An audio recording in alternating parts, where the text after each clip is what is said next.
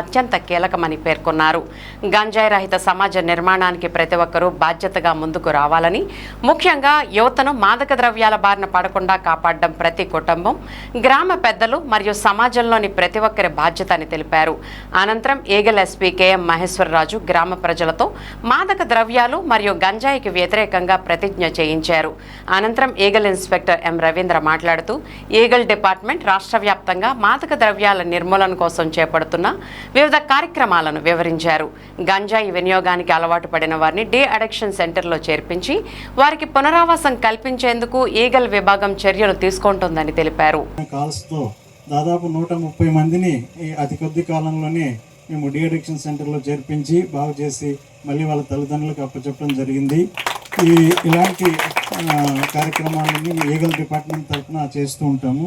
మన రాష్ట్రంలో గాంజా కల్టివేషన్, గాంజా సాగు అనేది కంప్లీట్గా నిర్మూలన చేశాము. ఇతర రాష్ట్రాల నుంచి వస్తున్న కొంచెం అక్కడక్కడ వస్తున్నటువంటి గాంజా రవాణాను కూడా మేము అరికట్టే క్రమంలో ఉన్నాము. దయచేసి ఈ గ్రామం వరకు ఎక్కడ గాంజా అనే పేరు వినపడకుండా అందరూ ఇంతవరకు గ్రామ పెద్దలు చెప్పడం జరిగింది. వాళ్ళు కూడా చాలా దీని మీద అవగాహనతో ఉన్నారు.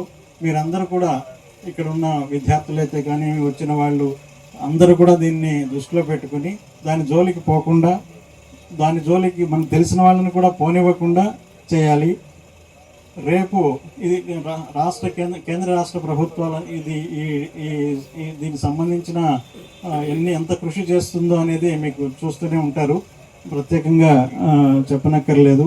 రేపు ప్రధానమంత్రి గారు దీన్ని ఉద్దేశించి 10 గంటలకి దేశ ప్రజలందరితో, ముఖ్యంగా యువతతో, కోట్లాది మంది యువకులతో మాట్లాడడం జరుగుతుంది. రేపు 10 గంటలకి గౌరవ ప్రధానమంత్రి గారు ప్రసంగం ఉంటుంది. దీనికి ఒక కార్యక్రమము పెట్టారు. నషాముక్త యువకులందరినీ, ముఖ్యంగా యువకులే దీన్ని బారిన పడుతున్నారు. స్టూడెంట్ ఏజ్లోనే, తెలిసి తెలియని వయసులోనే దీన్ని బారిన పడుతున్నారు. అందరితో, యువతతో మాట్లాడబోతున్నారు. ఇదంతా కూడా టీవీలలో, యూట్యూబ్లో కూడా ప్రత్యక్ష ప్రసారం అవుతుంది. దాన్ని కూడా మీరందరూ, ఇక్కడ యూట్యూబ్ అందరూ వాడే వాళ్ళే ఉంటారు. యూట్యూబ్ను చెడు వాటికి కాకుండా మంచి వాటికి ఉపయోగించుకోవాలి. ఇంతవరకు సార్ చెప్పడం జరిగింది సెల్ ఫోన్ యొక్క ఎట్లా దాన్ని మిస్యూజ్ చేస్తున్నారనేది. దయచేసి ఏదైనా మనం పాజిటివ్గా ఉపయోగించుకుంటే మన జీవితాలు బాగుంటాయి. కాబట్టి రేపు ప్రతి ఒక్కరు, ఇక్కడికి వచ్చిన ప్రతి ఒక్కరూ కూడా రేపు ప్రధానమంత్రి గారి ప్రసంగాన్ని వింటే మీకే అర్థమవుతుంది ప్రభుత్వాలు దీని మీద ఎంతగా కృషి చేస్తున్నాయి, దాంట్లో మన పాత్ర ఏంటి అనేది మీకే అర్థమవుతుంది. ఈ సందర్భంగా అన్ని రకాలుగా మా వాళ్ళు చెప్పడం జరిగింది.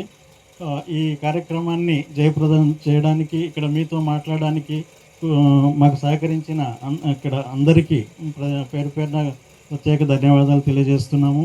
ముఖ్యంగా ఈ ఆగిరిపల్లి పోలీస్ స్టేషన్లో పనిచేస్తున్న సురేష్ అనే పోలీసు అధికారి ఇక్కడ మాకు మీ గ్రామంలో ఒకటిగా వెలుగుతూ అన్ని సమాచారముతో పాటు గవర్నమెంట్ కార్యక్రమాలు, పోలీస్ డిపార్ట్మెంట్ కార్యక్రమాలకి చాలా సహకరిస్తూ ఉంటారు. వారికి ఈ సందర్భంగా ప్రత్యేక కృతజ్ఞతలు, ధన్యవాదాలు తెలియజేసుకుంటున్నాము. ల్యాండ్ ఆర్డర్ ఎంత బిజీ వర్క్ ఉన్నప్పటికీ కూడాను రూరల్ ఎస్ఐ గారు ఇక్కడికి విచ్చేసి మీతో కొన్ని మంచి మాటలు చెప్పడం జరిగింది. వారికి మా ఈగల్ బృందం అందరికీ కూడా మరి ప్రత్యేక ధన్యవాదాలు తెలియజేస్తున్నాము. ఈ సందర్భంగా మనమందరం ఒక ప్రతిజ్ఞ చేద్దాము. అందరూ లేచి నిలబడి ప్రతిజ్ఞ చేద్దాము. ఈ ప్రతిజ్ఞలో ఉండే ప్రతి పదాన్ని మీరు మనసులో దృష్టిలో పెట్టుకుని డ్రగ్స్ రహిత సమాజం కోసం నా బాధ్యతను గుర్తించి ఈ మహమ్మారిని అరికట్టడంలో సహకరిస్తానని ప్రతిజ్ఞ చేస్తున్నాను. మాదక ద్రవ్యాల వినియోగం పెరగడం ఆందోళనకరమైన విషయమని నేను భావిస్తున్నాను. హానికరమైన డ్రగ్స్ను ఏ రూపంలోనూ ఏ ప్రయోజనం కోసం తీసుకోబోనని ప్రమాణం చేస్తున్నాను.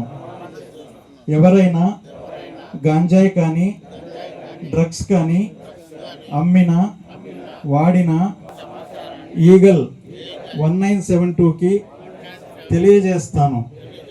ఆరోగ్యకరమైన జీవితాన్ని గడుపుతానని ప్రమాణం చేస్తున్నాను. డ్రగ్స్ వాడడం వల్ల దానివల్ల వచ్చే పరిణామాల పట్ల ప్రతి ఒక్కరిలో అవగాహన కల్పించేందుకు నేను కృషి చేస్తాను.